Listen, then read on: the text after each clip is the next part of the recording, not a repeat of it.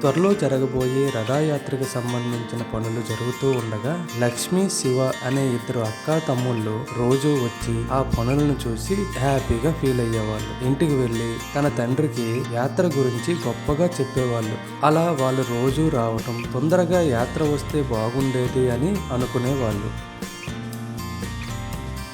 శివ కూడా చాలా హ్యాపీగా ఫీల్ అయ్యేవాడు. కానీ యాత్ర ముందు రోజు రాత్రి శివకు బాగా జ్వరం వచ్చింది. లేవలేని స్థితిలో ఉండిపోయాడు. డాక్టర్ వచ్చి మందులు ఇచ్చాడు. ఆ రాత్రంతా శివకు నిద్ర పట్టలేదు. రథయాత్ర గురించే ఆలోచన. తెల్లారింది. సూర్యకిరణాలు శివ మీద పడ్డాయి. అయినా నిద్ర లేవలేదు. బయట నుండి రథయాత్ర గురించిన మాటలు విని లేచాడు. బాధగా ఇంట్లో ఉన్న జగన్నాథ స్వామికి నేను కూడా యాత్రకు వెళ్తే బాగుండు అని నమస్కారం చేశాడు. ఈ విషయం తన ఫ్రెండ్ అయిన పిచ్చుకకు చెప్పాడు.